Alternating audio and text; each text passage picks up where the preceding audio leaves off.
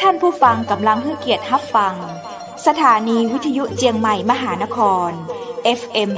107.25 เมกะเฮิรตซ์อันดับต่อจากนี้ไปเจิญอู้จ๋ากำเมืองกับดีเจคำเพชรเจ้า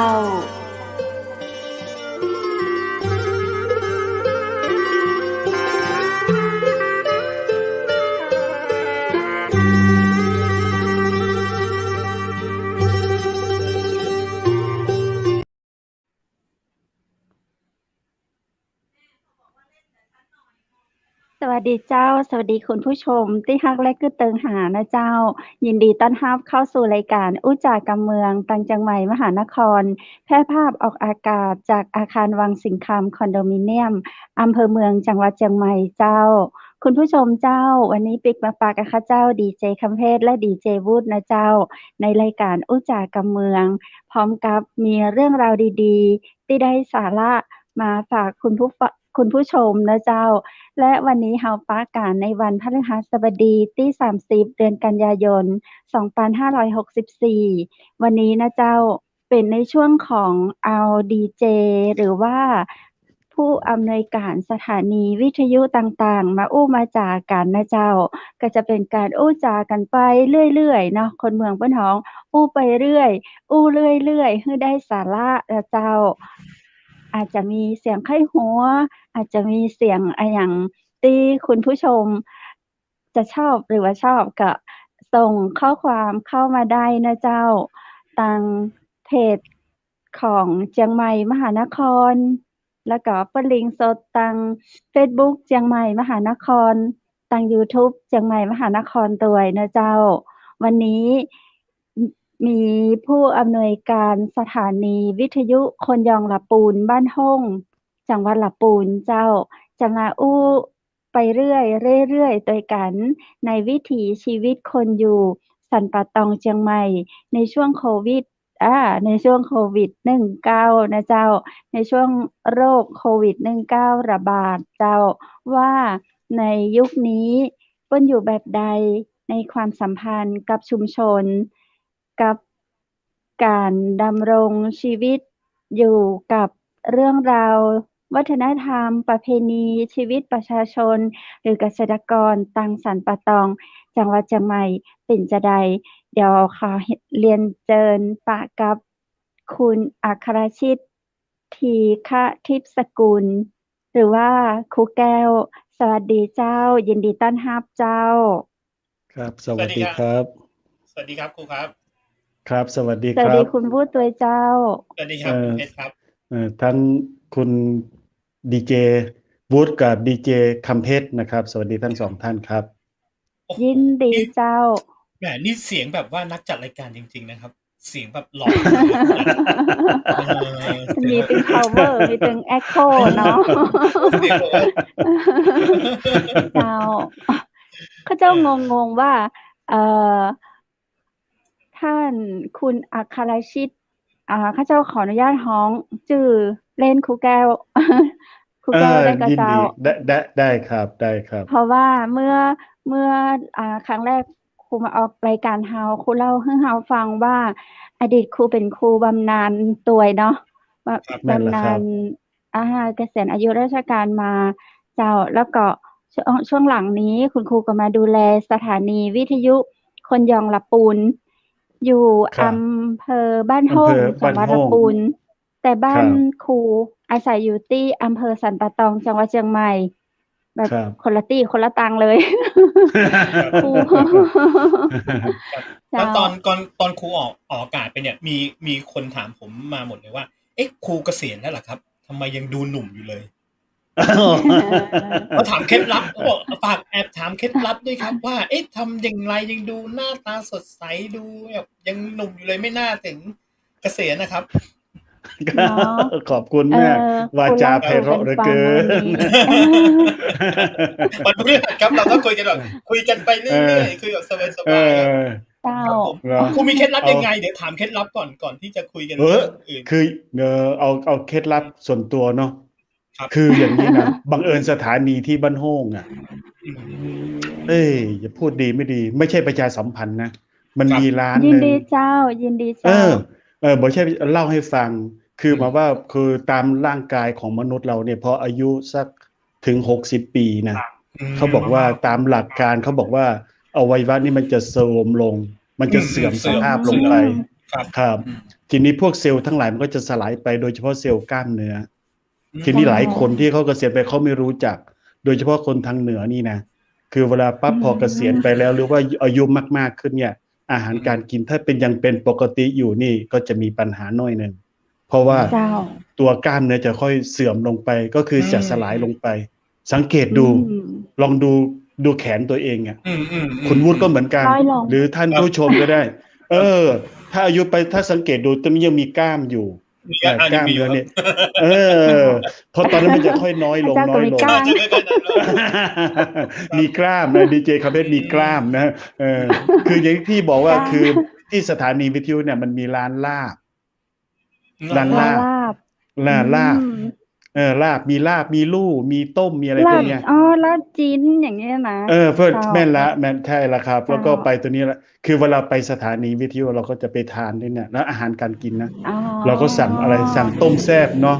สั่งลาบหมูคั่วเนาะบางทีสั่งชิ้นทอดเนาะของมีอะไรอีกอ่ะอร่อยใต้ต้นบักตากบอ่ะต้นตะคบบ้านเราอ่ะแต่บักตากบอย่างแล้วลาบมันอร่อยคนเหนือลาบก็ลาบหมูอ่ะที่สำคัญวันนั้นได้กินลาบจระเข้อุ้ยมีลาบจระเข้หรือว่าวันนั้นก็เนื้อจระเข้ทอดเพราะฉะนั้นตอนนี้เวลาเราไปที่สถานีกับจีนหมูก็เจ้าจระเข้ใช่ไหมต่างกับชิ้นหมูครับแต่คล้ายๆกับชิ้นไก่แต่จะอร่อยกว่างั้นตอนนี้พอคนอายุสูงวัยขึ้นมาแล้วตอนนี้นะพอเกษียณมาอายุ60นี่ร่างกายจะเสื่อมโทรมมากเพราะฉะนั้นสิ่งที่ร่างกายต้องการมากสุดก็คือโปรตีนและโปรตีนที่ว่านี้ต้องเป็นโปรตีนจากเนื้อสัตว์เพราะฉะนั้นถ้าครูแก้วไปบ้านโฮงเมื่อไหร่ครูแก้วก็จะไปกินจระเข้ทอดลาบจระเข้ลาบหมูคั่วต้มแซ่บอย่างกับเจ้าจระเข้เปิ้ลมีครับเปิ้ลมีถังแช่เย็นดีครับแล้วก็เปิดคือวันนั้นไป5 โมงเย็นก็ได้กิน5 โมงเย็นไป10 โมงก็ได้กิน10 โมงไปเที่ยงก็ได้กินเที่ยงไปบ่ายก็ได้กินบ่ายก็อร่อย4 ชั่วโมงนี่เมื่อกี้นะครับเมื่อกี้นึกว่าครูจะบอกว่าวัยอย่างเราต้องอาหารเสริมนู่นนี่นั่นอาหารต่างๆผมคิดว่าต้องกินชิ้นต้องกินใช่ครับลาบคือกินจีนนี่มันบ่ย่อยยากกับเจ้าครูเจ้าคืออย่างนี้เวลากินชิ้นเนี่ยนะแม่นเวลากินชิ้นเนี่ยมันธรรมดาคือร่างกายถ้ามันกินได้มันย่อยได้อยู่แล้วบ่มีปัญหาควรจะกินชิ้นเยอะๆกินให้มันอย่างน้อยที่สุดให้มันเท่าเดิมแต่บังเอิญอาหารทางเหนือเนี่ยอย่างจอผักกาดเนาะแกงแคเนื้อมันจะน้อยอยู่แล้วงั้นถ้าได้ไปสถานีเมื่อไหร่ผมต้องกินลาบนะต้องกินลาบต้องกินต้มนะมากินก็กินหมูทอดอะไรเงี้ยอร่อยแล้วเจ้าของร้านเขาจะแถมน้ำพริกข่าโปรตีนอย่างมื้อนี้เนาะมีน้ำพริกข่าแล้วก็มีผักสดกินไปด้วยเขา1 กับ 10 บาทจะมีสมุนไพรเสริมมีผักด้วยงั้นกินโปรตีนคุณวุฒิก็ต้องทานโปรตีนท่านผู้ชมก็ทานโปรตีนด้วยนะถ้าอายุขึ้นมากขึ้นครับแล้วโปรตีนนี้ไม่ใช่โปรตีนจากพืชนะต้องเป็นโปรตีนจากสัตว์ครับตัวนี้แหละมันจะทำให้กระฉับกระเฉงเนื้อมีอะไรมีพลังมีกำลังแล้วกล้ามเนื้อเราไม่สลายครับผมก็ฝากบอกกันอย่างนี้แหละครับผมเคล็ดลับจริงๆนะใช่เดี๋ยวมีโอกาสไปเยือนสถานีนี่ต้องให้ครูแก้วพาไปร้านนี้ซะหน่อยนะครับสบายเลยเดี๋ยวบอกทิศทางเลยก็ได้ถ้าออกจากป่าซางไปนะออกจากป่าซางคือวิ่งจากลำพูนไปนะวิ่งถนนสาย108ถ้าจะวิ่งไปทางลีมันก็จะออกจากป่าซางไปออกจากป่าซางมันก็จะถึงบ้านโฮงพอถึงบ้านโฮงปั๊บถ้าเห็นเสาสูงเสาวิทยุหน่อยนึงนะอยู่ทางซ้ายมือแล้วจะมีต้นแบบตะคบอยู่ต้นนึงแล้วก็มีป้ายใหญ่โตเลยคือร้านสำคัญก็คือร้านนี้เป็นหลังคามุงจากนะไม่ใช่เป็นร้านใหญ่โตติดแอร์เลยไม่ใช่ยิ่งยุคโควิดเนี่ยซ้ำขายดีเพราะงั้นเราไปนั่งทานเถอะทุกคนมาปั๊บใส่ถุงกลับบ้าน อืม เจ้า เข้ากับสถานการณ์แล้วก็ซื้อไปทาน คนจะนั่งทานที่ร้านนี่น้อยมากสมมติซื้อไปทานที่บ้าน ราคาก็ย่อมเยาถูกกว่าอาหารในร้านในห้างอีก ครับ อย่างเชียงใหม่เพิ่นมีก๋วยเตี๋ยวชามละ100ใช่ไหม โอ้ อันนี้ไม่ ใช่ ถึง ครับ 100เราได้ทานกับข้าวได้2อย่าง โอ้ดี อ่า จัง อิ่ม เหลือเฟื ข้าว อ นึ่ง ส ตัว บา แห ย ม เลย ข้าวนึ่งด้วยนะ เออ ลาบ แล้วก็ผักสด ข้าวนึ่ง ผักสดเนี่ยสดจริงๆ สดมากๆ สด คือเปิ้ล มากๆ ปลู เลย ก อะ เองเลยก้าเจ้าเปิ้ลถ้าจะปลูกผักเอง เปิ้ล เลย เปิ้ล เนาะ จะมีข้างบ้านคือบางอย่างเพิ่นก็ซื้อเอาเนาะ เจ้า เช่นผักชีลาวอ ใน ย่างงี้ ชุม เนาะ ชนเปิ้ล ผักชีฝรั่งเนี่ยแต่ว่าข้างบ้านเพิ่นจะมีต้นบางต้น เช่น ต้นอะไรอะ เจ้า ต้นมะกอกต้นอะไรไม่รู้แหละทั้งหลายแหละ เราไปเด็ดเอง ยอดมะกอก เราไปเด็ดเอง แกงลาบ เด็ดเอง ลำ แล้วก็ใส่ถาดมาหรือว่าเอา โอ้ ถาดไปก็เด็ดๆใส่แล้วก็มาล้างเองแล้วก็กินสดๆเลย เย็นสบายปลอดภัย โอ้โห เจ้า นี่คนสนใจ เคล็ด เนี่ย ลับเลย ใช่เซิร์ชใน Google เนี่ยเซิร์ชสถานีวิทยุของ ป๊า ครูแก้ว ป๊า ปุ๊บเนี่ย เจอเลยใช่ไหม สถานีเจอร้านนี้ก็จะเป็นป้า ถ้าไปสถานีเจอเลยตรงนั้นเลยครับ เจ้า ลาบ ตรงนั้นเลยโอเค แต่บอกไว้ก่อนว่าร้านอาหารไม่ใช่ร้านหรู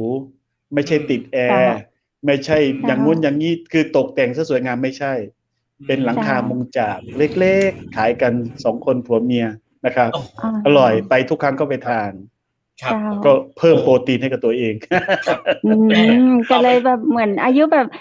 45เลยอะเนาะ หน้าตาสด หน้า ใส ตาคือ มา แบ ก บสดใสมาก เจ้า ครับขอบคุณครับ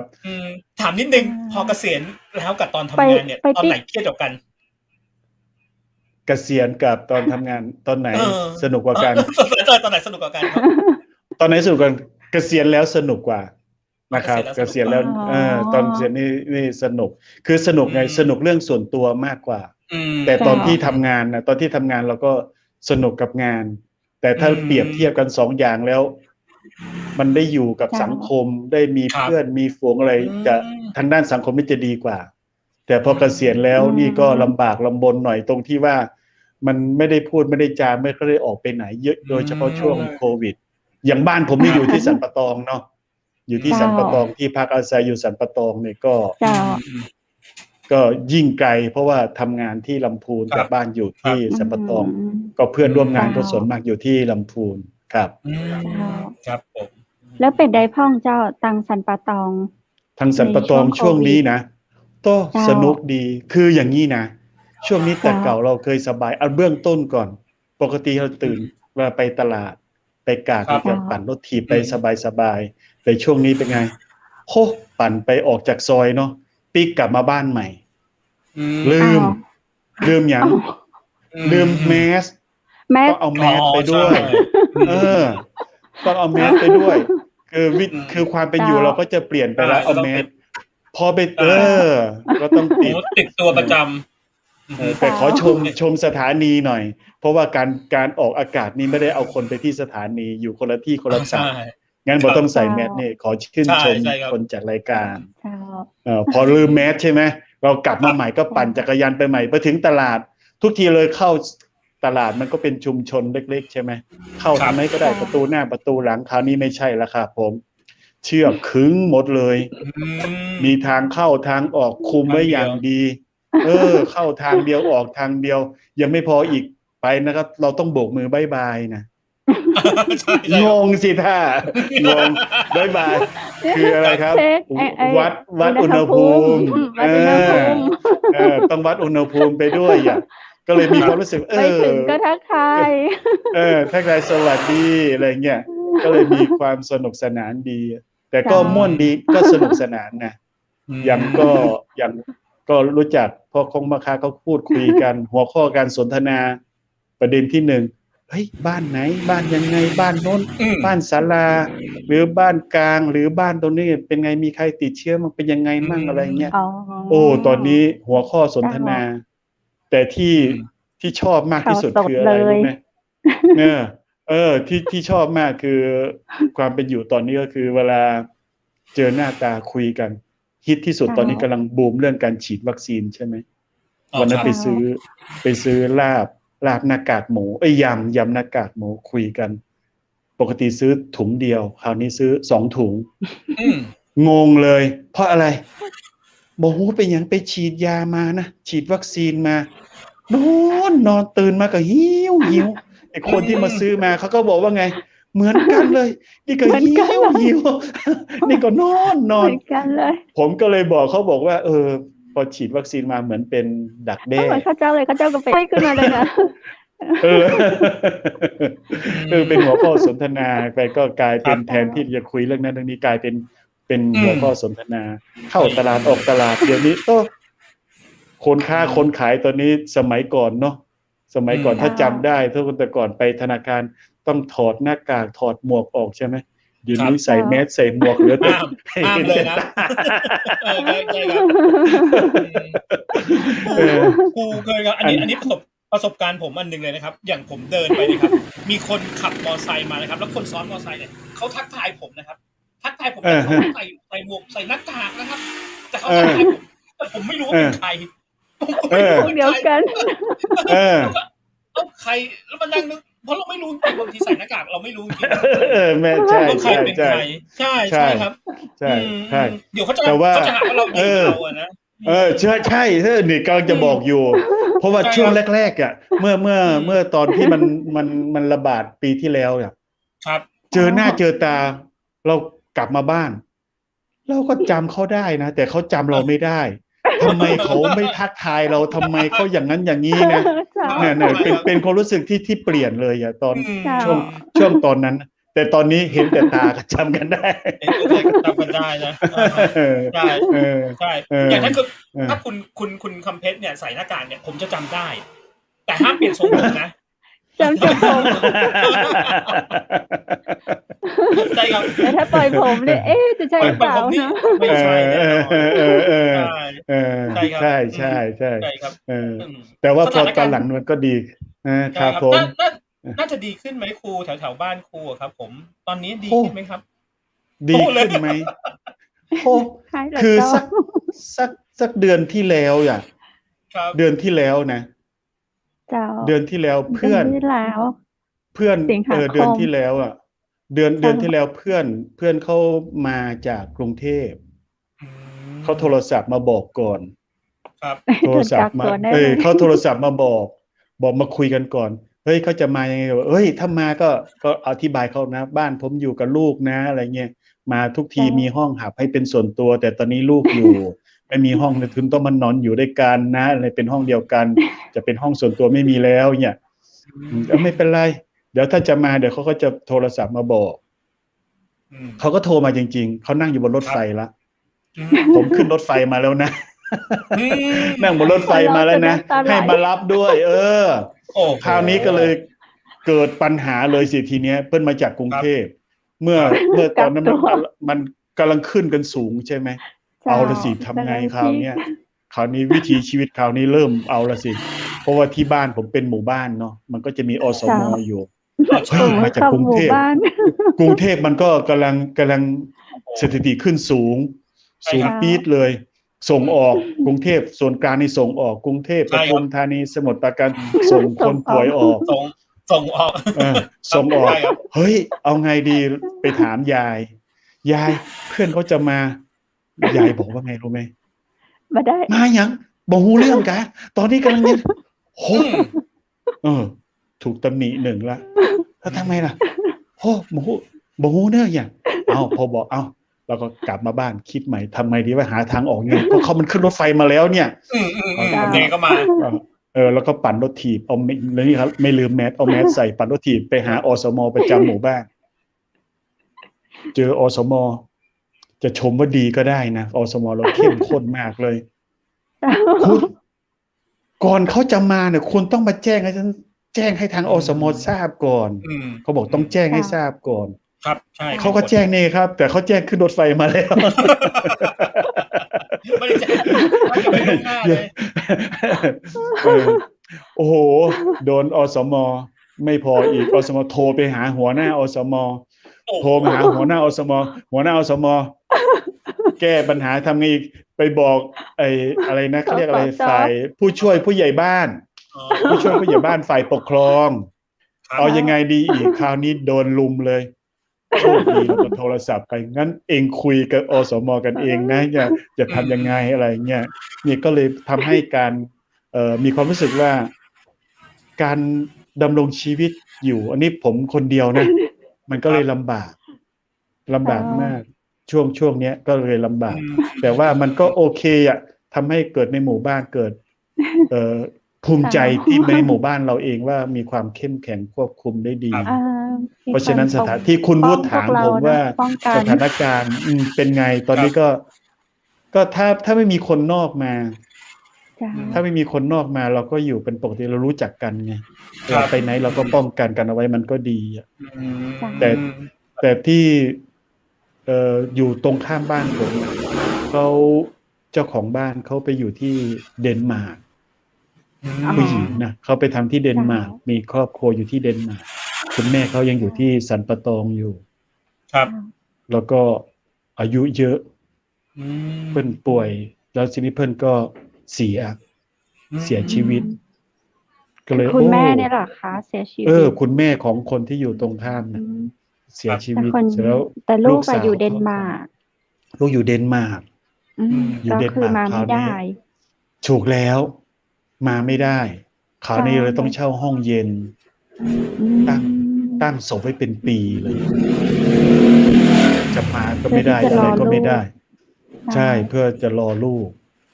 ก็จนถึงช่วงเขาผ่อนคลายจนช่วงเขาผ่อนคลายก็ค่อยกลับมาที่บ้านได้ก็มันก็เป็นทั้งเรื่องดีและเรื่องไม่ดีผสมกันก็พอกลับมาปั๊บทีนี้ก็เกิด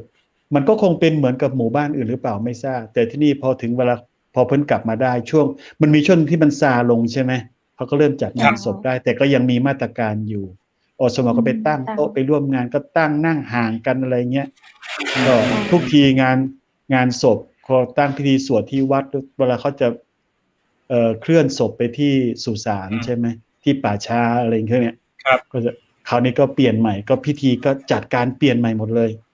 คือแทนที่จะไปถึงนู่นก็ไม่ละทำพิธีเสร็จที่วัดเลยแล้วก็เคลื่อนศพไปที่ป่าช้าก็ไม่มีใครได้ไปมันก็เกิดประเพณีนี้ก็เปลี่ยนไปครับประเพณีเพื่อนผมมีคนนึงอยู่จันทบุรีโอ้คราวนี้ลูกบ่าวลูกชายเพิ่งจะแต่งงานเจอโควิดเข้าเลื่อนงานแต่งงานครับอย่างงานมงคลก็เลื่อนไปเนี่ยโอ้มันก็เลยเปลี่ยนไปเนาะก็เลยสถานการณ์นี้มันก็สนุกสนานดีใช่ครับวิธีเปลี่ยนไปเลยนะเปลี่ยนไปอันนี้ก็เป็นเพียงส่วนเดียวประเพณีเนาะก็ใช่แต่ละแห่งคู่บ่าวสาวแบบผูกแขนอยู่ด้วยกันเนี่ยแต่งงานกันจะหายไปละหายไปแม่นละครับผมแต่สิ่งที่อีกสิ่งหนึ่งที่ผมว่าความคิดผมนะทางการเนี่ยเขาทำให้เราตระหนกเองอะจริงๆวิถีชีวิตความคิดผมนะวิถีชีวิตในชุมชนธรรมดาเนี่ยมันน่าจะบางอย่างมันน่าจะดำเนินการไปตามปกติได้ความคิดผมนะไปตามปกติได้ยกตัวอย่างเช่นการไปวัดเนี่ยคือวัดควรจะมีมาตรการบางอย่างเพราะว่ามันเกิดการวัดก็ปิดอะไรก็ปิดซึ่งความคิดของผมว่าคำว่าปิดมันไม่ได้เป็นการแก้ปัญหามันเป็นการซ้ำเติมปัญหาโดยเฉพาะร้านอาหารร้านก๋วยเตี๋ยวธรรมดาเนี่ยคือช่วงแรกจะมีปัญหามากปิดหมดเลยพอตอนหลังมาคล้ายๆกับมีบทเรียนมาแล้วค่อยมาเปิดทีหลังค่อยกลายมันมาซื้อกลับบ้านอะไรพวกนี้งั้นตรงนี้ผมว่าการทำงานมันไม่รอบคอบความคิดผมนะทำให้ชาวบ้านเขาเดือดร้อนเนาะคือปิดก็เล่าสิปิดก็ไม่ได้ทำให้แบบยอดผู้ป่วยอะไรลดลงนะครับใช่ครับแล้วมันเดือดซ้ำเติมเป็นการซ้ำเติมคือเขาไม่มีอาชีพเคยขายข้าวมันไก่ได้เคยขายส้มตำได้ก็ถูกปิดไปอ่ะซึ่งจริงๆแล้วมันการวิธีการที่จะอยู่รอดได้มันน่าจะมีวิธีการที่รอบคอบไม่ใช่การปิดไม่ใช่เป็นการแก้ปัญหาแต่สุดท้ายแต่สำหรับผมเองนะเป็นคนหนึ่ง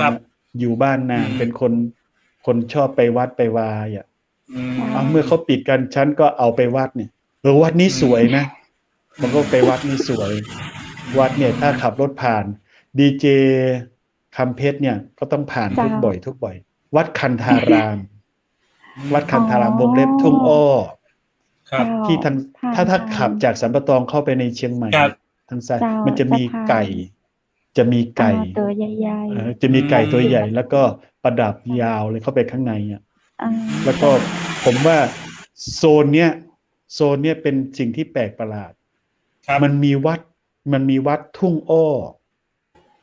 ที่ระยะห่างจากกันอยู่ไม่ถึงกิโล3 วัดนี่นะมีชื่อว่าเป็นวัดทุ่งอ้อมีอยู่3 วัดติดกันวัดที่1อยู่ใกล้ๆกันระแวงเดียวกันวัดคันธารามวงเล็บทุ่งอ้ออีกวัดหนึ่งวัดทุ่งอ้อหลวงอีกวัดหนึ่งวัดพระบาททุ่งอ้อแล้ว3 วัดเนี่ยทุ่งอ้อมีลักษณะเด่นแต่ละอย่างแล้วน่าไปชมมากอะไรที่เด่นนะน่าไปชมคนละวัด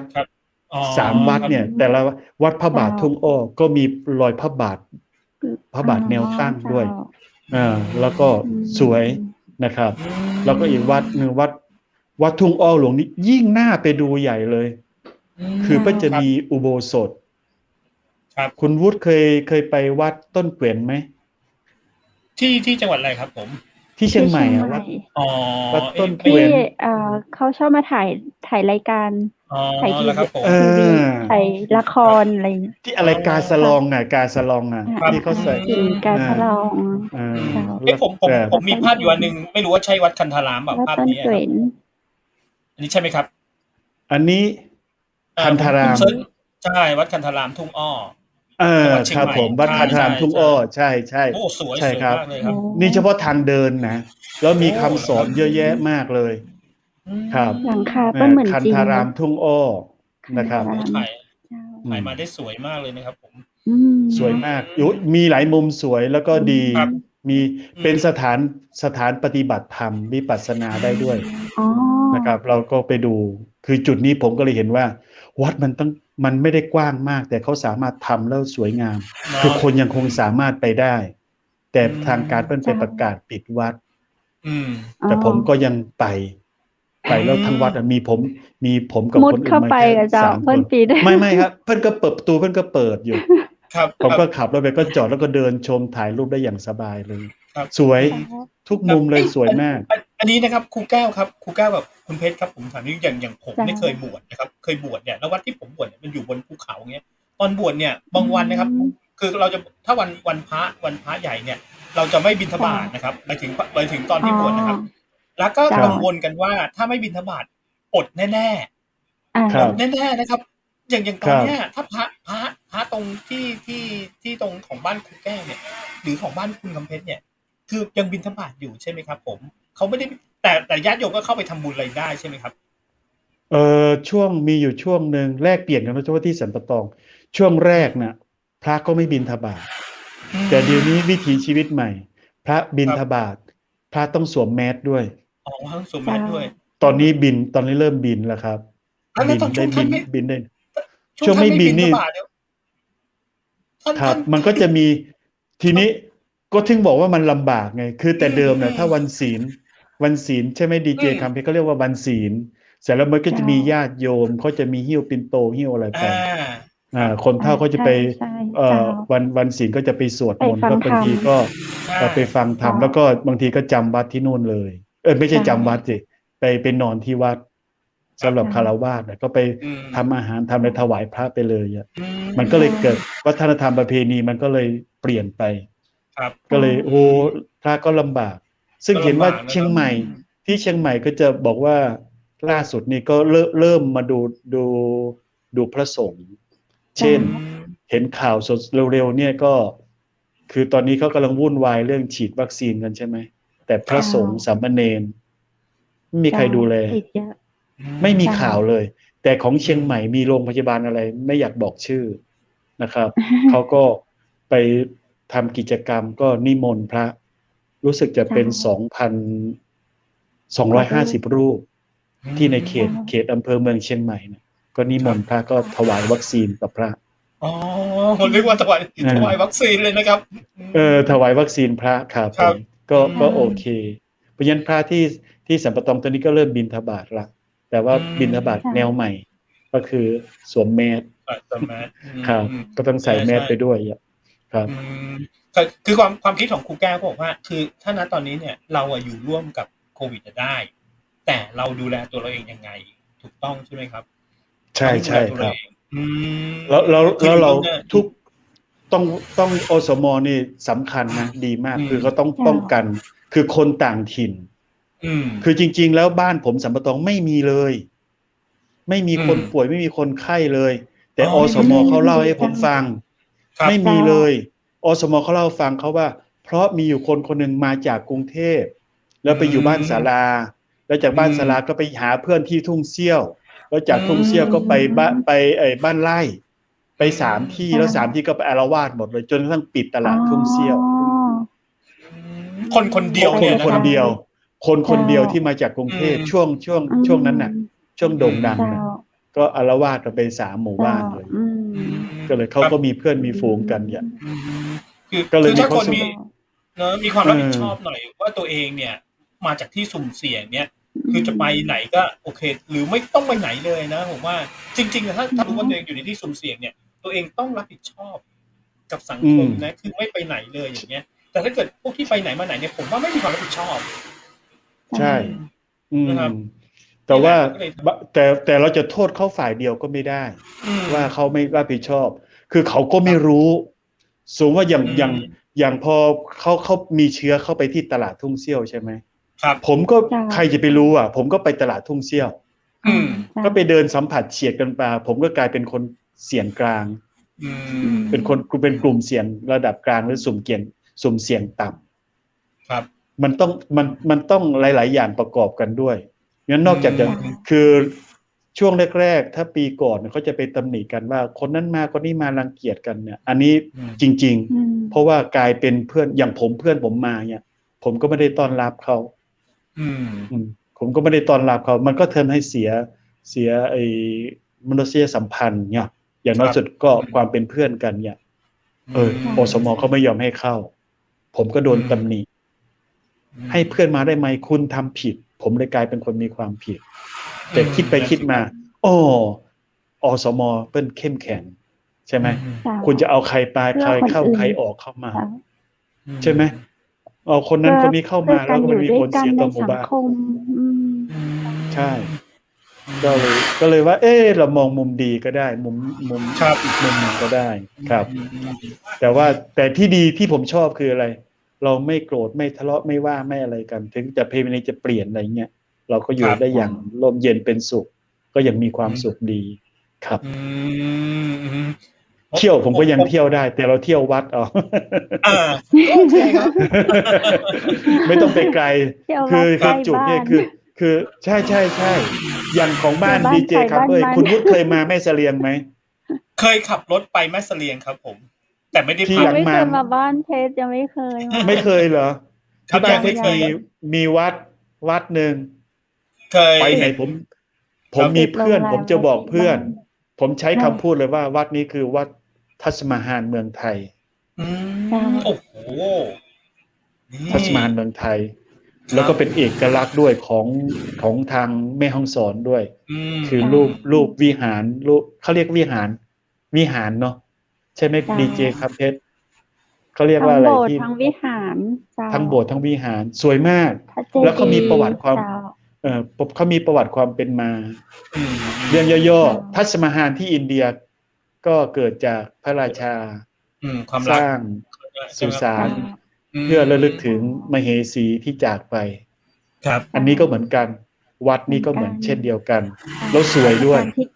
9พระเจ้าอยู่หัวในรัชกาลที่9ทั้งพระราชินีในรัชกาลที่9ท่านก็ทรงเสด็จมาครับไปดูกลางวันนะครูวุฒิถ้ามานะสวยแล้วยังไม่พอนะถ้ามากลางคืนนะกลางคืนตอนหัวค่ำโพลเพลนะแดดก็ค่อยจางลงความมืดเข้ามาแล้วไฟประดับตามวิหารตามนี้ค่อยๆแสงสว่างส่องขึ้นเราถ่ายกันโอ้สวยมาก อันนี้เฉพาะวัดนี้วัดเดียวนะเพชรลง Facebook บ่อยๆอะค่ะคุณวุฒิค่ะครับแอบเห็นอยู่เหมือนกันแล้วบางทียังใส่ชุดนอนตอนเช้าแล้วก็เดี๋ยวนี้คือถ้าไม่ได้บิณฑบาตแล้วก็เป็นคนเอาไปใส่หน้าวัดดีใส่ชุดนอนแล้ววันนั้นมีอยู่วันหนึ่งคุณเพชรที่คุณเพชรถ่ายทอดสดใช่ไหมครับวัดนี้ป่ะครับใช่ใช่ใช่เลยค่ะใช่เลยวันนี้ละค่ะครับผมใช่ครูแก้วครับใช่ครูแก้วคิดว่าอย่างโควิดเนี่ยพอมันซาแล้วหรือมันใกล้ๆจะจบแล้วเนี่ยไอ้วิถีใหม่ๆที่เราทำกันอยู่เนี่ยมันจะติดไปไหมครับครูแก้วเช่นแบบการใส่หน้ากากการที่แบบว่าเว้นระยะห่างหรืออะไรอย่างเงี้ยครับถ้ามันหายไปจริงๆนะความคิดผมความคิดผมคนเดียวผมว่ามันอยู่ในสายเลือดแล้วอะแล้วก็อย่างหนึ่งดูในสายเลือดว่าอย่างคนทางเหนือเนี่ยเขาก็จะมีประเพณีอะไรเขาคงจะฟื้นขึ้นมาคงไม่หายผมเชื่ออย่างนั้นนะครับแล้วก็อีกส่วนนึงก็คือคิดส่วนของความเป็นมนุษย์นะครับความเป็นมนุษย์ก็คือหมายความว่ามนุษย์เป็นสัตว์สังคมเป็นสัตว์สังคมต้องมีการพบปะสังสรรค์มีการเยี่ยมเยียนใช่ไหมมีการส่งข่าวสื่อสารอะไรกันพวกนี้นะครับแต่ที่ตอนนี้ก็คือที่สนุกมากคืออะไรตอนนี้สงสารพนักงานฝ่ายบรรเทาสาธารณภัยของเทศบาลคือการเก็บขยะใช่เขาเก่งกว่าเราเยอะใช่เพราะว่าบางคนเขาทิ้งขยะคือแมสไงเขาไม่ได้ใส่ถุงไม่ได้ใส่ให้มันให้มันมิดชิดตอนนี้เขาเสี่ยงมากอันนี้แต่ก็โอเคเพราะว่าที่เทศบาลที่บ้านผมที่อยู่เขาก็ประกาศเสียงตามสายวิธีการเก็บอย่างนั้นอย่างนี้อะไรเขาก็ออกข่าวมาเรื่อยๆนะครับอันนี้ก็คือวิถีชีวิตที่เปลี่ยนไปแต่ชุมชนต่างหากแหละที่จะรู้แล้วก็ทันแล้วก็ตามแล้วก็หาวิธีแนวปฏิบัติให้คนในชุมชนดีเจคำเพชรถามหน่อยตอนนี้มันจะพิธีครับว่าพิธีออกหว่าหรือยังคิดว่าไม่น่าจะทันค่ะคือวันนี้เขาก็กำลังตั้งใจกันประเพณีออกหว่าใช่ไหมออกหว่ามันจะออกพรรษาใช่ไหมปีนี้จะออกพรรษาเดือนไหนออกพรรษาปีนี้ออกเดือนพฤศจิกายนค่ะออกเดือนถ้าหากว่าออกเดือนตุลาคมเนี่ยก็คือไม่ทันแต่ว่าเดือนพฤศจิกายนเนี่ยอาจจะทันอันนี้ก็ต้องรอดูสถานการณ์อีกทีอะเจ้าต้องดูสถานการณ์แห่งทีหรือว่ามันอาจจะทำแบบตามประเพณีน้อยๆไม่ได้ทำใหญ่เหมือนทุกๆปีแต่ที่ว่าเป็นอันซีนออกหวานออกหวานนี่ก็คือออกพรรษาอะไรอย่างนี้หรือเปล่าครับแม่ละเจ้าภาษาไตใหญ่เป็นห้องออกว่าเจ้าก็ครูวุฒิถามผมว่าโหอลังการมากเจ้าเห็นไหมถ้าบอกว่าถ้าโควิดหายไปประเพณีจะหายไหมเนี่ยดีเจตอบแทนแล้วเนี่ยเป็นส่วนหนึ่งก็เชื่อในวัฒนธรรมอันเหนียวแน่นแล้วก็สายเลือดของความเป็นคนไทยเป็นมนุษย์เป็นสัตว์สังคมด้วยไม่หายครับไม่หายครับผมคิดอันนึงครับครูแก้วครับคุณคำเพชรครับจริงๆแล้ววัฒนธรรมการไหว้ของเราเนี่ยจริงแล้วดีมากคืออย่างฝรั่งหรือว่าศาสนาอื่นหรืออะไรก็อาจจะมีการสัมผัสตัวจับมืออะไรอย่างเงี้ยนี่คือต่อไปเนี่ยจะหายไปเลยนะผมว่านะแต่ผมเห็นเจ้าชาของผิดเจ้าทุกคนมาฉันไม่จับมือฉันยกมือไหว้ถอยยกมือไหว้การไหว้ของไทยเนี่ยเป็นอะไรที่ดีมากครับโอเคเราไหว้มาแค่นี้พอแต่เราไปติดฝรั่งเองว่าจะต้องก่อนแล้วมากอดไม่ได้แล้วใช่ไหว้ดีที่สุดไหว้ดีที่สุดเอาคืนให้ฝรั่งไปเลยได้ฝรั่งไปมีบังคับแบบให้เราเอาคืนให้เขาไปจริงๆแล้วจริงๆแล้วรายการเนี้ยจริงผมจะเป็นโปรดิวเซอร์อยู่คุณเพชรจะถามมากแต่แต่วันนี้คุยกับครูแก้วแล้วสนุกมากผมก็เลยแบบมันมากตั้งแต่ครั้งแรกที่เราได้คุยกันแล้วแบบโอ้โหแบบติดใจว่าอะไรอย่างเงี้ยครับใช่อีกอันนึงเลยครูแก้วที่อยากจะถามครับเรื่องของนักเรียนนะครับครูแก้วโอ้โหมันเหนื่อยนะเรียนออนไลน์เนี่ยไม่ไหวแล้วนะครูแก้วในความคิดของครูแก้วเนี่ย แบบปีนี้เนี่ยเบาๆหน่อยได้ไหมอย่าเพิ่งผมเห็นนะครูแก้วล่าสุดเลย เพื่อนผม ครั ลู บ กต้องสอบแล้วอ่ะ ลูก ค ยัง รับ ปหนึ่งเองนะครับผมลูกอะไรเงี้ยโอ้โหแล้วข้อสอบก็ยาก ครับ ยากแบบเบาๆหน่อยได้ไหมครับ คนวงการศึกษาที่แบบว่าเบาให้มันนิดๆได้ไหมอารมณ์อร่วยกันได้ไหมอะไรเงี้ยโอ้โหเรียนออนไลน์ก็เข้าใจยากอยู่แล้วนะยังแบบโอ้โห ครับ ปรับได้ไหมลดระดับลงอะไรอย่างเงี้ยครับครูแก้วว่าไงครับ ถ้าเป็นประเด็นพวกนี้ ในความคิดของผมนะ คือผมว่าตัวโดยส่วนตัวนะ ถ้าต้องแบ่งระดับการศึกษาก่อน อนุบาล ประถม มัธยม อาชีวะ แล้วก็อุดมศึกษา คือจุดเนี้ยคือผมว่าตัวกระทรวงศึกษาธิการที่ดูแลเรื่องนี้อุดมศึกษาเราไม่พูดถึงเพราะเชื่อเขาอยู่ว่าเขาสามารถจัดการของเขาได้ เช่นพวกวิชาทางแลบทางปฏิบัตินะครับทำได้แต่ถ้าคุณวุฒิถามเรื่องการศึกษาของตัวเด็ก พวกอะไรทั้งหมดทั้งมวลเนี่ยคือเรามาไกลเกินที่จะไปคำนึงถึงส่วนตัวนะผมไม่เห็นด้วยมากๆเลยว่าที่จะเอาเด็กนักเรียนไปเข้าอนุบาลตัวครูเองตัวผมเองเนี่ยเข้าอนุบาลไม่ใช่อนุบาลผมไม่ได้เข้าผมเข้าไปป.1 เลยเข้าป.1ไปเลยนะครับตอนนั้นอายุ6 ขวบ 7 ขวบละมันเพียงพอละความพร้อมมันเพียงพอมันเพียงพอละซึ่งช่วงก่อนหน้านั้นน่ะอายุเราน้อยๆเนี่ยเราก็อยู่กับครอบครัวเล่นไปเนี่ยตัวนี้เป็นต่างหากที่เป็นตัวที่ทำให้เกิดการเรียนอาจารย์ผมท่านหนึ่งที่ผมเรียนจากครุศาสตร์จุฬาเนาะอาจารย์สมหวังเพิ่นเป็นศิษย์วัดเรียนมาจากวัดที่8 ริ้วฉะเชิงเทราเพิ่นก็โตมาจากวัดโตมาจากวัดเพิ่นก็เรียนเหมือนผมแหละคือไม่ได้เรียนอนุบาลไม่เรียนก็เข้าป.1เข้าป.1ก็เมื่อ7 ขวบเมื่อครบเกณฑ์นะครับเพิ่นก็ประสบความสำเร็จได้เป็นด็อกเตอร์ได้เป็นศาสตราจารย์ได้ทุนไปเรียนต่ออเมริกากลับมาก็เป็นกำลังหลักในการพัฒนาประเทศชาติทีนี้พอเอาเด็กเข้าพอตอนนี้พอ2 ขวบครึ่งเอาไปฝากส เลี้ย ถาง นรับเลี้ยงเด็กเตรียมอนุบาลใช่ อนุบาลใช่แล้วกลายเป็นป.1 ป.2 ป.3 หรืออายุน้อยๆกันไปหมดน่ะซึ่งบางทีร่างกายจากครอบครัวเขายังไม่สมบูรณ์เลยใช่ตอนนี้ก็คงเห็นหมดแล้วว่าคือโดยส่วนตัวว่าเราไม่เห็นด้วยแต่ว่าแต่สถานการณ์ครอบครัวอื่นครอบครัวหรือว่าสถานการณ์ทางสังคมอย่างพ่อทำงานแม่ทำงานเนี่ยลูกจะอยู่กับใครต้องไปฝากเขาเลี้ยงอะไรเงี้ยซึ่งในความคิดผมว่ามันน่าจะมีวิธีการจัดการที่ดีกว่านี้คือหน่วยงานของรัฐคือน่าจะศึกษาวิธีการที่ดีกว่านี้วิธีการในการจัดการที่ดีกว่านี้ดีกว่าการที่เอาเด็กออกจากครอบครัวแล้วไปโน้นเอาออกก็ได้แต่เอาแบบไหนผมเคยเห็นอยู่ที่นึงนะเขาบอกชุมชนเขาดูแลกันเองเขาไม่ต้องเอาเด็กไปโรงเรียนเขาผลัดกันอยู่ผลัดกันดูแลเนี่ยเขาดูแลไม่ต้องไปสร้างเป็นประเพณีจนกระทั่งมีกฎมีกติกามาคุมจนกลายเป็นอะไรเป็นไปหมดอันนี้คือภาคทั่วไปก่อนแต่พอภาควิชาการประเทศไทยมันต้องมองเป็นทั้งระบบเด็กต้องสอบเข้าได้ต้องเรียนหนังสือได้ต้องตอบได้แล้วตัวผู้ปกครองก็ต้องมีส่วนสำคัญอย่างเราเป็นตอนเป็นเด็กคุณวุฒิก็เหมือนกันพ่อแม่เขาไม่ได้หวังให้คุณวุฒิหรือว่าคุณดีเจคำเพชรว่าจะต้องเขียนสะกดถูกท่องศัพท์ภาษาอังกฤษได้อะไรเงี้ยไม่มีใครพ่อแม่คนไหนไม่มีดูหรอกแต่มีช่วงหลังๆนี่แหละที่สังคมมันพาไป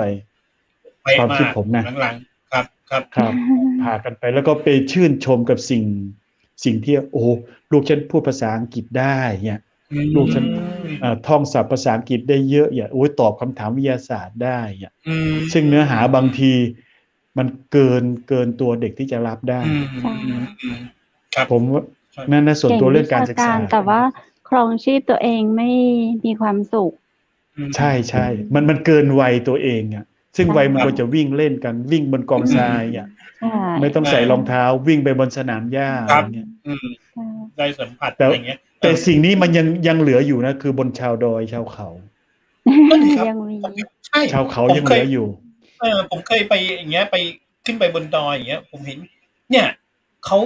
จะเข้าเนี่ยบางทีแบบป .1 เลยอย่างเงี้ยครับผมยังเห็นอยู่ ใช่ใช่ ไม่มีหรอกว่าโอ้โหแล้วก็ป .1 ของเขาเนี่ยไม่ต้องมาแข่งขันโอ้ชีวิตสุขสบายนะครับครู ใช่ คนกรุงเทพ อยู่กับ เนี่ยครูป .1 ต้องมาสอบแข่งขันกันเพื่อเข้าป .1 นะป .1 นะครับ ครั โอ้ บ เหนื่อยนะ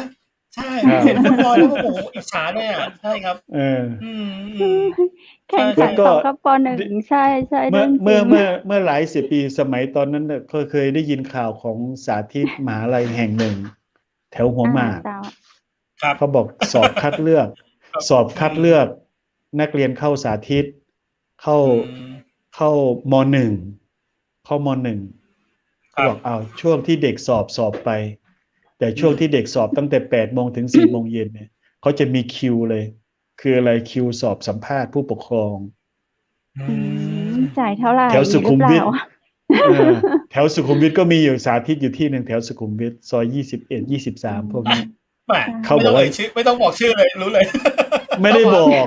อกชื่อไม่ได้ ครับ เออเออ ครับ เขาบอกได้ยินนะจริงเทศประการใดก็อย่ามาฟ้องร้องกันเดี๋ยวเสียหาย เขาบอกว่าสอบสัมภาษณ์ผู้ปกครอง สอบสัมภาษณ์ผู้ปกครอง อืม ก็เลย ว่า ก็มันก็ตลก เข้าใจ ดี เลยครับ อืม สอบสัมภาษณ์ผู้ปกครอง แต่ผม แหม ชอบอยู่เนาะชอบ เดี๋ยวนี้มันก็เปลี่ยนแปลงไปเยอะๆนะแต่ตอนนั้นผมชอบเรื่องการศึกษาเนาะคือ ครับ ผมชอบประเทศไทยมาก อืม ๆ ชอบนะรักการศึกษาประเทศไทยมาก ไปไหนผมประกาศเลยว่าเกิดเป็นคนไทยนะตั้งแต่เด็กนะจนแก่เท่าคุณสามารถเรียนหนังสือได้ ม อันนี้แค่นี้เบื้องต้นก่อน ครับ ก่อนพอถัดมามียุคหนึ่งสมัยหนึ่งผมชอบมากยิ่งขึ้น คือเกิดบ้านวิทยาศาสตร์ขึ้นมา เกิดพิพิธภัณฑ์วิทยาศาสตร์แถวคลอง6แถวอะไรขึ้นมาเนี่ย ครับครับ แล้วก็เกิดการคือถ้าเปรียบเทียบประเทศอื่นเขาจะมีที่อเมริกาเขามีอะไรมหาลัยฮาร์วาร์ดนี่เนาะฮาร์วาร์ดมีเครดิตอะไรที่เขาดังๆเนี่ยพวกล้วนแต่คน MIT หัวชั้นยอด ครับ หัวยอดทั้งนั้นเลยที่เขาพัฒนากัน แล้วเมืองไทยเราก็มีบ้านวิทยาศาสตร์ขึ้นมา แล้วผมมีโอกาสได้ไปบ้านวิทยาศาสตร์นั้น ผมภูมิใจมาก ไปที่คลอง6พิพิธภัณฑ์น่ะอพวช ผมก็ภูมิใจมาก เห็นแล้วเป็นอนา ดู คต ท้อง มาก เหมือนท้องฟ้าจำลองอะไรนั้นหรือเปล่าคะ อืม ท้องฟ้าจำมันอยู่แถวเอกมัย อีกมัย แต่นี่เปิด อ๋อ เปิด คนละ ที่ ที่ ใหม่ กัน ขึ้นมา คนละที่ ครับ เลยว่าโอ้ผมชอบ งงสิว่าชอบอะไร อีกอันนึงก็คืออีกหนึ่งที่ตั้งขึ้นมาคือที่รัฐบาลเขาตั้งหน่วยพัฒนาเยาวชน เด็ก ครับ ที่มีความสามารถพิเศษขึ้นมา อืม อืม ขึ้นมา3ด้านการศึกษานะคุณวุฒิถามผมเรื่องการศึกษา ครับ แล้วก็โยงใยไปยาวเลยถึงเรื่องนั้นเรื่องนี้ คือบ้านวิทยาศาสตร์เนี่ยเขาเป็นการดึงนักวิทยาศาสตร์ที่อยู่นาซาอยู่บริษัท Apple อยู่ที่บริษัท IBM สมัยก่อนน่ะกลับมา แล้วเขาสร้างพร้อมหมดเลยนะ มีห้องแลบห้องอะไรหมดเลย แล้วก็มีบ้านพัก มีบ้านพักแล้วก็เอาครอบครัวมาอยู่ได้ อยู่นั่นเป็นนักวิทยาศาสตร์ดึงมาหมดมาพัฒนาเลย อืม ส่วนในตัวกระทรวงก็จะมีหน่วยงานหนึ่งที่จะพัฒนาเด็กที่เป็นอัจฉริยะ อืมอืม ที่เอาพัฒนาตัวนี้ขึ้นมาเป็น ครับ เพื่อพัฒนาเยาวชนของไทย เพื่อจะเป็นผู้นำเทคโนโลยีนำทั้งหลายแหล่ของประเทศไทยก้าวไปข้างหน้า แต่พอช่วงหลังมา พอเกิดการเปลี่ยนแปลงนู่นเปลี่ยนแปลงนะตอนนี้ไปดูสิต้นหญ้าอะไรเสื่อมหายหมดเลย หน่วยงานพัฒนาอัจฉริยะก็ถูกยุบแต่เดิมมันก็เป็นพิพิธภัณฑ์แล้ว แต่ตอนนี้มันเป็นซากพิพิธภัณฑ์ เป็นพิพิธภัณฑ์แท้ๆเลยอันนี้ เออ โอ้ แต่ น่า ตอนนี้โอ้ เสียดาย ภูมิใจ แต่ในความคิดครูคิดว่าเด็กไทยเนี่ย คือมาตรฐานเด็กไทยเนี่ยเราสามารถเทียบเท่าหรือสู้หรืออยู่ในเวทีโลกได้เลยใช่ไหมครับ อืมเด็กไทยสู้ได้ในเวทีโลกได้ไหมความคิดผมว่าสู้ได้นะคำว่าสู้ได้เนี่ยความคิดผมแล้วก็การที่จะเปรียบเทียบกับไปประเทศอื่นๆนั้นมันต้องมีตัวมาตรฐานเทียบกันก่อน ที่เราจะไปเทียบเพื่อสู้เขาได้ไหมแต่ตอนนี้ขณะนี้เมื่อปีที่แล้วนี้ป ประกาศไม่ต้องสอบป .3 ไม่ต้องสอบป .6 ไม่ต้องสอบม .1 ไม่ต้องสอบโอเน็ตไม่ต้องสอบวิชานั้นเข้ามหาลัยก็ไม่ต้องสอบอันนั้นสอบอันนี้ซึ่งในส่วนตัวผมเขาพัฒนาจากแต่เดิมที่สมัยสอบเอนทรานซ์เข้ามหาลัยรุ่นเรานี่แหละครับสอบเข้ามหาลัยเนี่ยผมยกตัวอย่างให้ของมหาลัยแห่งหนึ่งเขาสอบสาขาดุริยางคศิลป์วิชาเอกดุริยางคศิลป์เขาได้ใครไปเรียนได้คนพิการมือไปเรียนพิการแขนข้างหนึ่งวิชาพละศึกษาได้คนเป็นโรคโปลิโอขาพิการไปข้างหนึ่งไปเรียนพอรุ่นนั้นไม่มีอะไรถึงเวลาสอบไปนั่งสอบคะแนนประกาศมาเข้าได้แล้วไปสอบสัมภาษณ์จะให้เขาตกก็ไม่ได้เขาก็เลยพัฒนามีสอบเป็นแกดเป็นแพทย์เป็นอะไรหมดเลยแล้วพอจะไปเทียบนะคุณวุฒิถามผมว่าเทียบกับต่างชาติเขาก็ก่อนจะเทียบได้เขามีประเทศกลุ่มประเทศ OECD กลุ่มประเทศพัฒนาทางด้านเศรษฐกิจเขาจะมีข้อสอบกลางประเมินกันอยู่วัดข้อสอบอะไรทั้งหลายแหล่เนี่ยรุ่นนั้นน่ะผมจำได้ตอนปี2542-43เนี่ยเราพัฒนากันทำมีข้อสอบแล้วก็อาจารย์อุทุมพรระบุชื่อเลยเพิ่นสร้างการสอบโอเน็ตการสอบทั้งหลายเลยเนี่ยสร้างขึ้นมาหมดเลยเพื่อเปรียบเทียบแล้วก็จะพัฒนาตรงไหนแต่นี้มันเริ่มเป๋กันไปหมดเลยอ่ะเป๋ถึงขั้นไม่ต้องสอบได้ไหมไม่ต้องสอบโอเน็ตแล้วคุณวุฒิมาถามผมถ้าเทียบคนอื่นแล้วผมจะเอาอะไรไปเปรียบเทียบอ่ะผมต้องมีคะแนนที่เป็นกองกลางของ OECD เพื่อเขาจะได้เทียบได้แต่ในประเทศฉันควรจะมีแค่ไหนจะมีความรู้ถึงขั้นเกณฑ์ที่ควรจะมีแค่ไหนคุณก็ไปยุบไม่ให้เขาสอบเพราะผมจำได้อาจารย์อุทุมพรบอกเขาของงบประมาณเพื่อจัดสรรให้กับเด็กสอบหัวหนึ่ง23 บาทนั่งต่อคนนึงเนี่ยถูกตัดงบคือก่อนนั้นนายกชุดนั้นเขาจัดสรรงบให้เพื่อวัดประเมินคุณภาพของเด็กเดี๋ยวนี้หายไปหมดเลยค่อยๆถูกยุบไปทีละอันเนี่ยหน่วยงานที่จะพัฒนาอัจฉริยภาพเด็กพิเศษก็หายไปถูกยุบรวมกลายเป็นมารวมอยู่กรมวิชาการอันเก่ากรมวิชาการก็ถูกยุบอีกกลายเป็นสำนักงานวิชาการธรรมดาไม่ใช่มาตรฐานนะก็ยุบไปหมดเลยอ่ะเพราะฉะนั้นตอบคำถามครูตรงไหมเนี่ยอธิบายมากตรงครับเข้าใจได้เข้าใจอยู่จะเทียบเคียงได้ไหมผมก็เลยไม่รู้จะตอบยังไงว่าจะไปเทียบเคียงยังไงนะครับเราก็มีเด็กเราก็จะสามารถเฉพาะด้านบางด้านเราก็เก่งครับเก่งคือตัวเด็กจริงๆนะเก่งแต่ตอนนี้เราได้พูดได้แต่ไม่มีตัวชี้วัดให้เขาเห็นว่าฉันได้เนี่ยนึกออกนะชี้วัดแล้วสุดท้ายมาคือพอระบบการสอบการประเมินผลมันก็เสียหายไปหมดพอเสียหายหมดก็เทียบอะไรไม่ได้เราก็มาด่าว่าตอนนี้เด็กมันเป็นอย่างนั้นเป็นอย่างนี้อะไรอย่างนั้นใช่เหนื่อยมากก็เลยครับเสียโอกาสไป10 กว่าปีที่จะพัฒนาครับผมเรื่องการศึกษาช่วงสุดท้ายของรายการแล้วเจ้าคุณครูวันนี้ในสถานะที่คุณครูเกษียณมากี่ปีแล้วเจ้า4 ปีแล้วครับ4 ปีแล้วโอ้แต่มาจากกันในเรื่องของการศึกษาครูยังอยู่ในแวดวงแล้วก็วงการของการศึกษาได้ดีอยู่เลยเนาะหรือว่าครูยังทำอย่างเกี่ยวกับวงการศึกษาอยู่ส่วนใหญ่ไม่ได้ทำเนาะแต่ว่าครูติดตามเจ้าอ่านก็ติดตามช่วงปี2 ปีแรกก็ไปเป็นผู้ตรวจผลงานวิทยาฐานะของอาจารย์ที่เขาจะเลื่อนวิทยาฐานะก็ได้ไปตรวจของพะเยาของเชียงรายของเชียงใหม่ทางศึกษาธิการอย่างประมาณนี้เนาะก็เป็นผู้ตรวจเขาพอเขาเปลี่ยนเกณฑ์ใหม่ก็เราก็เป็นคนรุ่นเก่าก็ตั้งกรรมการคนใหม่ครับก็ได้ห่างหายไปหน่อยนึงคือยังมีความเป็นครูอยู่ไม่ว่าจะอายุเท่าไหร่เนาะเกษียณไปกี่ปีในความเป็นครูก็ยังเป็นครูอยู่แม่นแหละครับก็เป็นห่วงเรื่องการศึกษาแต่ว่าเมื่อเราearly มาแล้วเราก็ได้แต่คิดไงได้แต่คิดพอตอนหลังก็เริ่มมีความคิดว่าคิดไปทำไมคิดไปเราก็ไม่มีบทบาทอะไรที่จะทำได้นะครับก็ ก็ปล่อยเขาไปก็คนรุ่นใหม่เขาค่อยๆเรียนรู้กันไปอะไรเงี้ย ครับ ครับ ครู แต่ ครู ภู เป็น มิ ครู ใจ มา นะ กี่ปีนะคะ 38 ปี โอ้ 38 ปีเจ้า 38 ปีครับ คือตั้งแต่เรียนจบ กี่ ก็ วัน ทำอาชีพครูอย่างเดียวเลยอ๋อ ใช่ ครับ ครั ผ บ ม พอจบได้ไม่กี่เดือนก็บรรจุนะครับ อืม จบเดือน แต่ จบ พอ เดือนตุ เก ลาค ษียณ ม มาก็มาเป็นแต่พอเกษียณมาก็มาเป็น เป็นประ นัก ชา ท่อง ชน เที่ยว มาเป็นนักท่องเที่ยว มาเป็นผู้อำนวยการสถานีวิทยุคนยองลปูนด้วยอย่างเงี้ย ครับ มาเป็น ก็คอ อะ ย ไร ดู อีกหลายอย่าง คืออีกอย่างหนึ่ง เจ้า ใจผมอยากฝากว่าวิถีชีวิตง่าย ๆ ควรจะมี เจ้า โดยเฉพาะคนเมืองที่อยู่ที่ฟังอยู่ใกล้ๆเนี่ยจากลำพูนจากเชียงใหม่ เจ้า เนี่ยแค่เส้นทางขับรถผ่านไปทางดอยหล่อดอยหล่อก็จะมีทางซ้ายมือคือจากสันปะตองไปทางดอยหล่อ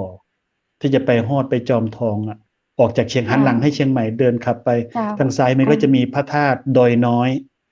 อ๋อข้าเจ้าเคยไปไหว้เจ้า พระธาตุดอยน้อย พระธาตุนี้วัดนี้เก่าแก่ยุคพระนางจามเทวี 1,400 ปี มีหลักฐานชัดเจนมีศิลาจารึกอยู่ แล้ว ครับ รถไปถึงได้ แล้วก็ข้างบนก็จะมีจุดมุมหนึ่งสวยมาก เจ้า ถ้าอยู่บนนั้นแล้วก็มีชะง่อนหินอันหนึงถ่ายรูป เจ้า ชะง่อนหินแล้วก็มองไปข้างล่างก็จะเห็นแม่น้ำปิง เห็นฝายน้ แหม ำถ่ายมาสวย ครูเจ้าตอนนั้นนะข้าเจ้าลูกกรุงเทพมาข้าเจ้าลูกกรุงเทพมาแล้วทีนี้จะมาแม่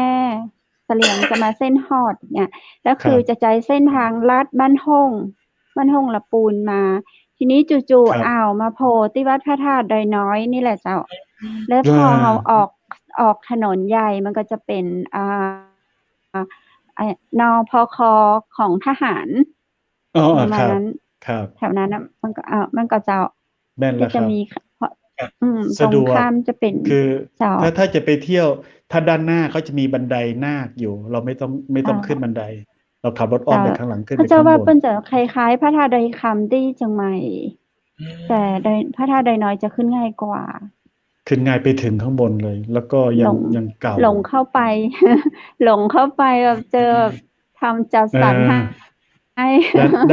ด้านหลังเจดีย์ เจ้า ด้านหลังเจดีย์ก็จะมีศิลาจารึกอยู่ แล้วก็เป็นทำเหล็ก อ๋อ ครอบเอาไว้ จะมีตัวหนังสือตัวธรรมเป็นหลักฐานยืนยันว่า พระธาตุดอยคำพระธาตุดอยน้อย เป็นรุ่นของพระนางจามเทวีเหมือนกัน ครับ เจ้า รุ่นเดียวกันครับ วันหน้าต้องขอชม แต่วิวสวย ภาพสวย อืม ๆเนาะ โอกาสหน้า ต้ จะ องขอ พา ชมภาพสวยๆ ดีเจวูดไปเนาะครู ขอ เจ้า ดม ไปเก็บ วัน ภาพ นี้ช่วงสุดท้ายของรายการเฮาแล้วเจ้า อืม คุณครูอยากฝากอย่างถึงพี่น้องประชาชนเฮา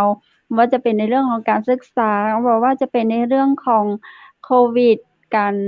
รักษาประเพณีวัฒนธรรม คุณครูเลือกอู้ได้เลยเจ้า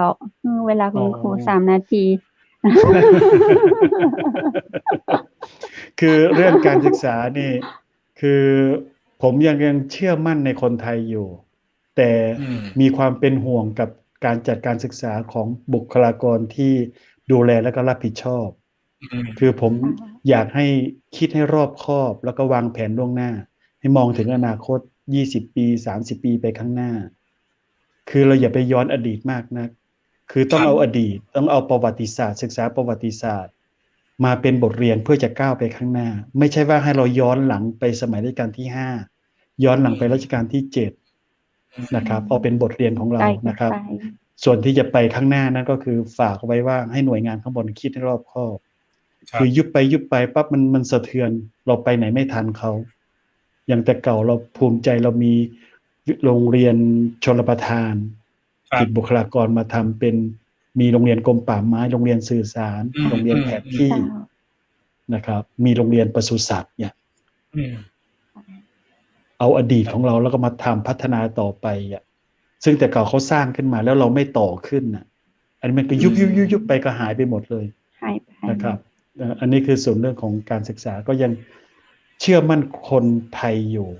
แต่เป็นห่วงคนที่ดูแลควบคุมรับผิดชอบ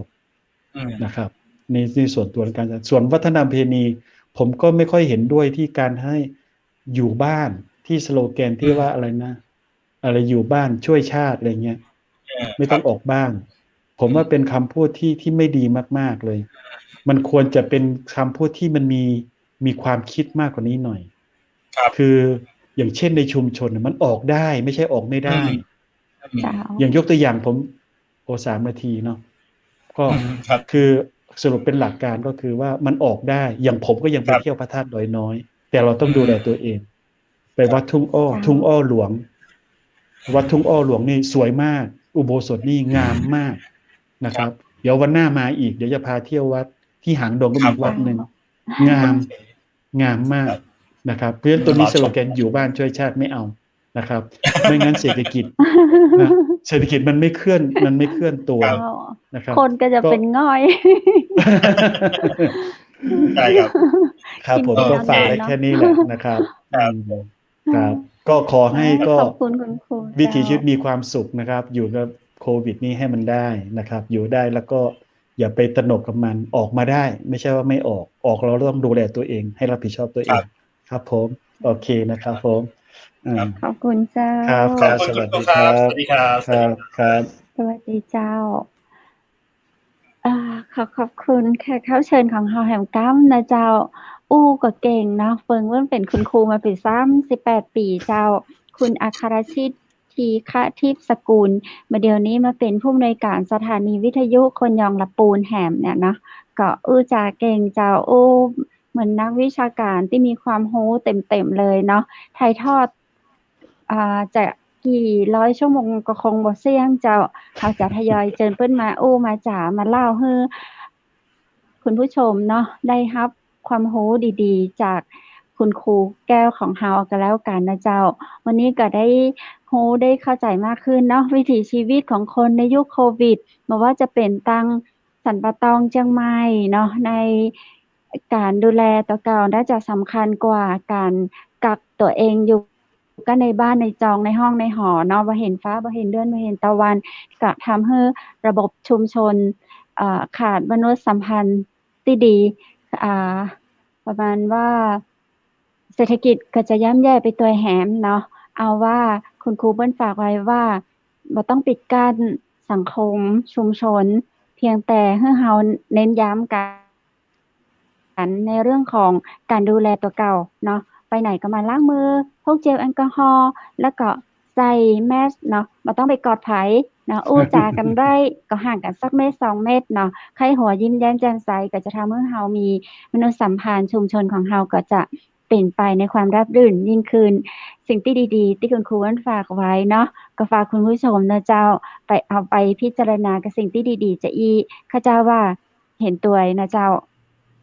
กับกำกึดของปรมาจารย์เลยก็ว่าได้เนาะเป็นคุณครูมาถึง38 ปีเจ้าก็ยังบ่พักผ่อนนอนอยู่บ้านยังไปศึกษาเรื่องของวิถีชีวิตต่างๆมาให้เฮาได้เรียนรู้เจ้าวันนี้ยิ่งใครเป็นพุทธเนาะก็อยากไปวัดถ้าบ่ได้ไปวัดแล้วมันก็รู้สึกว่าจิตใจเฮามันฟุ้งซ่านไปก่อเนาะไปวัดไปวามันทำให้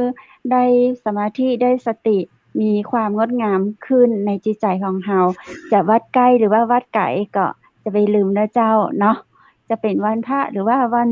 ธรรมดาเฮาก็ไปกราบไปไหว้พระไปแอววัดวาเนาะมีความสุขอย่างอาจารย์อัครชิตทีฆทิพย์สกุลเปิ้นบอกไว้วันนี้เสียดายหมดเวลาแล้วคุณผู้ชมเจ้าแล้วก็เป็นวันสุดท้ายของสัปดาห์นี้ที่เฮาจะปากันเนาะจะปิกมาหากันแห่งกรรมวันจันทร์นะเจ้าวันจันทร์หน้านี้ก็คงเป็นเดือนตุลาคมแล้วล่ะเนาะเพราะวันนี้วันที่30กันยายนก็วันสุดท้ายของเดือนกันยายนวันจันทร์หน้าปิกมาปากันในเดือนตุลาคมเจ้าแน่นอนว่าตลอดเดือนตุลาคมนั้นเราก็จะมีเรื่องราวดีๆสาระดีๆในรายการจากกับเมืองตังเชียงใหม่มหานครมาฝากคุณผู้ชมอย่างบ่ซ้ำซ้อนเรื่องเดิมแน่นอนเจ้าเนาะวันนี้ข้าเจ้าและทีมงานขอขอบคุณสปอนเซอร์ใจดีนะเจ้าขอบคุณร้านครัวปินโตเชียงใหม่เจ้าบริการส่งอาหารในเวียงเชียงใหม่ติดต่อโทรถามโทรสั่งอาหารได้ตลอดนะเจ้าที่เบอร์โทร0818843354เปิ้นบริการส่งทั่วอำเภอเมือง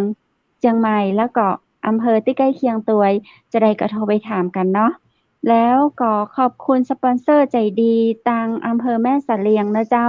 โรงแรมแม่สะเลียงเวียงงามเปิดบริการตลอด24ชั่วโมงเจ้าอยู่ในการดูแลลูกค้าอยู่ในมาตรการควบคุมตังสสจ.นะเจ้ามีแม่แจกโดยมีแอลกอฮอล์เจลล้างมือให้ตัวแล้วก็มีระบบการฉีดแอลกอฮอล์ในห้องพักนะเจ้าเนาะป้องกันเชื้อโรคเชื้อรานะเจ้ารักษาความสะอาดได้ดีสำรองจองห้องพักได้ที่เบอร์โทร053-621-444นะเจ้าและวันนี้ข้าเจ้าดีเจคำเพชรขอขอบคุณชุดพิธีกรนะเจ้าเสื้องามๆนะเจ้าเป็นเสื้อกะเหรี่ยงแบบประยุกต์เนาะประยุกต์แบบรุ่นใหม่ของร้านผ้าพื้นเมืองชุดไทยใหญ่แม่สะเลียงเจ้าวันนี้วันพฤหัสในช่วงของอู้ไปเรื่อยเนาะแต่งตัวกันสบายอู้จากันม่วนๆสบายอกสบายใจกันนะเจ้าก็ส่งท้ายถึงคุณผู้ชมให้มีความสุขและความสบายตึงจิตใจตึงร่างกายให้นอนหลับฝันดีปีกันปากันแฮมใหม่วันจันทร์หน้าสำหรับค่ำคืนนี้ราตรีสวัสดิ์เจ้า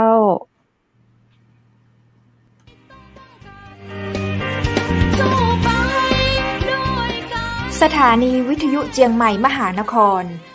107.25 เมกะเฮิรตซ์ขอแสดงความห่วงใยและเป็นกำลังใจให้ทุกท่านในช่วงการระบาดของโรคโควิด -19 ครั้งนี้เพื่อลดความเสี่ยงควรสวมหน้ากากอนามัยทุกครั้งล้างมือเป็นประจำขอให้อยู่ที่บ้านให้นักที่สุดด้วยความปรารถนาดีจากหมู่เฮาเจ้าเจียงใหม่มหานครสนับสนุนโดยกาแฟโกแม็กคอฟฟี่และโรงแรมแม่เสรียงเวียงงามโทร 053-621-444 และ 081-595-2883